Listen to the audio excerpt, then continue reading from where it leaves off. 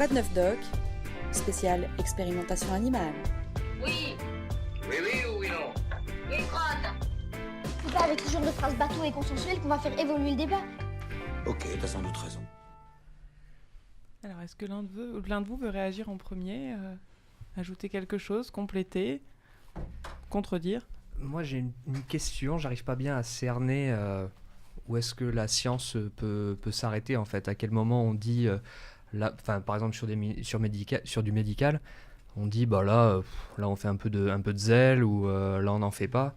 Parce que c'est vrai que c'est des questions qui reviennent aussi dans le milieu qui n'est pas scientifique, même sur d'autres expériences, à quoi ça sert? Et là, merde, en plus, c'est des animaux qu'on triture un peu. Je sais pas s'il y a comment c'est validé, ouais. Alors en fait, quand on doit mener des expérimentations, en fait, au départ, quand on sait qu'on va devoir utiliser par exemple une 50aine de souris, en fait, on doit monter un projet éthique donc qui fait environ une 20aine de pages. C'est très très long, il faut faire différents résumés, des résumés vulgarisés pour que des personnes qui ne sont pas de la filière puissent comprendre. En fait, il y a vraiment un très grand jury qui est constitué de philosophes, de professeurs, vraiment beaucoup de pluridisciplinaires. Et en fait, on donne ce projet, on dit, bah voilà, moi je voudrais prendre 12 souris, je voudrais les traiter comme ça, parce que j'ai vu ça dans la littérature, machin. Et surtout, à la fin, moi, je fais ça pour espérer d'avoir une réponse à cette question. Après, eux, en fait, ils évaluent en fait le projet. Donc, si le projet est caduque, si effectivement, même s'il y a un résultat, ça sert à rien, le projet sera rejeté. On n'aura pas le droit d'utiliser les animaux. Donc, en fait, il y a vraiment un comité qui se réunit avant de commencer les expérimentations pour valider en fait la D'accord.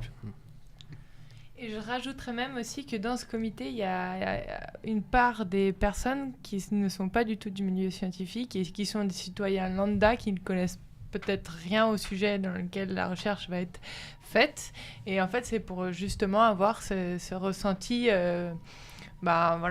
du citoyen lambda sur notre recherche, puisque la plupart du temps, les professeurs sont un peu la tête dans le guidon et n'ont pas forcément ce recul et se dire, finalement, est-ce que ça a un enjeu? Est-ce que ça vaut le coup ou pas? Et voilà. Et est-ce que vous avez une idée des critères qui sont utilisés par ces comités? Par exemple, la question de l'opportunité de la recherche, est-ce que véritablement ce sera utile? La question des alternatives, est-ce qu'on pourrait faire cette recherche sur autre chose que sur des souris ou sur des animaux, etc. Est-ce que vous savez quels sont les critères qui sont utilisés? Apparemment, c'est une bonne question. Alors en fait, pour les alternatives, en fait, souvent elles sont très étudiées. Enfin, en tout cas, de plus en plus. On a notamment, en fait, plus ça va, plus on essaie de développer en fait des modèles animaux qui sont non vertébrés, qui sont jugés moins sensibles. Alors là, il faut mettre des guillemets, parce que c'est pas parce qu'on les juge moins sensibles qu'ils le sont moins. C'est juste qu'on n'a pas encore découvert la façon dont ils étaient sensibles. Mais pour ce qui est, j'ai oublié ta question, tu peux reformuler. Des critères qui sont utilisés par les comités, savoir si... Alors... genre si c'est vraiment opportun. Alors en fait, de ce que je me suis renseigné, c'est plutôt, c'est assez obscur. C'est juste qu'en fait, il faut une balance entre les contraintes qu'on inflige aux animaux qui testent et le bénéfice qui pourrait être apporté à la science ensuite. Après, pour le détail, ça, non, je peux pas trop vous dire, honnêtement. Mais ce qui est sûr, c'est qu'il y a une grosse étude bibliographique et vieille scientifique sur le sujet pour s'assurer qu'il n'y a aucune autre technique possible pour tester ce produit ou pour voir l'impact d'une molécule sur une fonction, etc. Oui, d'accord. Alors, du coup, moi, je compléterais bien la question, mais lorsqu'on a une autorisation, est-ce qu'elle est valable sur un laps de temps assez court, ou est-ce que c'est une autorisation générale? Par exemple, dans un laboratoire, est-ce qu'il peut y avoir une autorisation j'en sais rien, pour le laboratoire sur 5 ans, ou c'est vraiment du cas par cas, même si après c'est une étude qui se poursuit? Donc c'est vraiment un acte délivré par expérimentation. Donc il faut bien définir le cadre, combien de temps ça va durer, sur combien d'animaux. On n'a pas du tout le droit de dépasser ce cadre-là. Après, dans des stations expérimentales, il y a certaines manipulations qui sont... je vais dire à demeure, en fait. Mais ce sont des manipulations minimes et qui sont considérées comme non invasives. En fait, il faut savoir que, par exemple, pour des expérimentations sur gros animaux, le seuil d'invasivité d'une procédure, c'est la prise de sang. Dès qu'on passe le seuil d'une prise de sang, il faut faire une déclaration à une société, la PAFIS, une association pour procédure expérimentale. Donc, par exemple, les tests qui sont faits en fonction de ce qu'on donne à manger aux animaux, c'est pas considéré comme une expérimentation animale qu'on doit déclarer. Si, bien sûr. Ça, je parle juste des procédures invasives dans le cadre d'une expérimentation. D'accord. Mais dans tous les cas, on est obligé de déclarer chaque expérimentation qui est faite.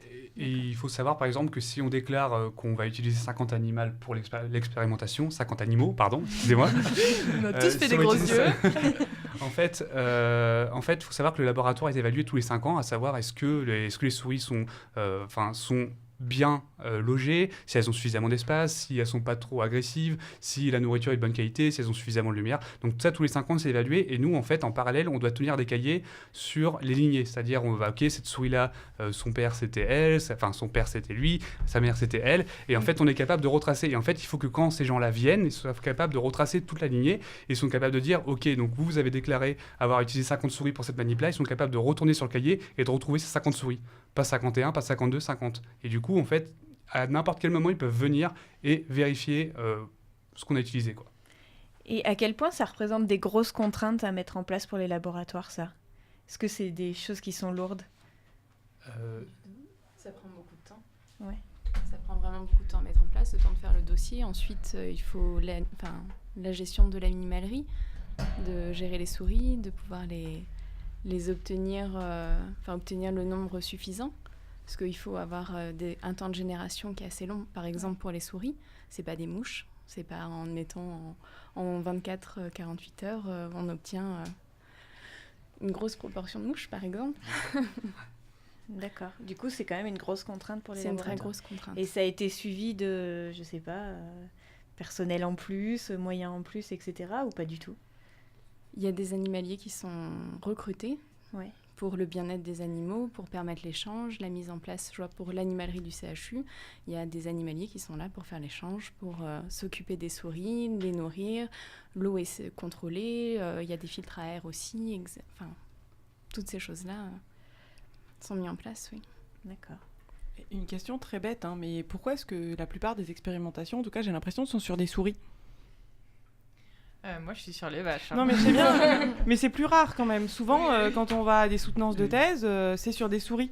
C'est parce que justement, en fait, même si les drosophiles, c'est toujours plus rapide, hein, 200 mouches en une dizaine de jours, mais en fait, pour les souris, pour ce qui est modèle mammifère, c'est quand même ce qu'il y a de plus rapide et le moins coûteux. Parce qu'on n'a pas besoin d'énormes cages ou d'énormes champs comme avec des vaches.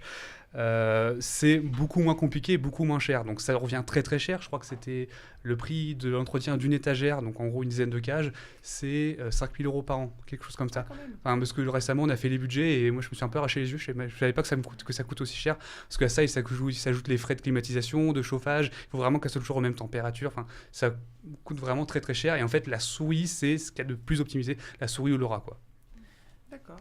Et si on veut pousser un peu dans le milieu de la souris, moi, j'ai un petit a priori sur des sociétés qui feraient un peu de lobbying aussi et qui profiteraient de surfer sur la vague justement du bien-être animal en expérimentation, parce que quand on feuillette un petit peu des magazines sur le matériel de laboratoire, c'est des cages qui sont mieux que votre salle de bain, ou c'est du confort, toujours plus.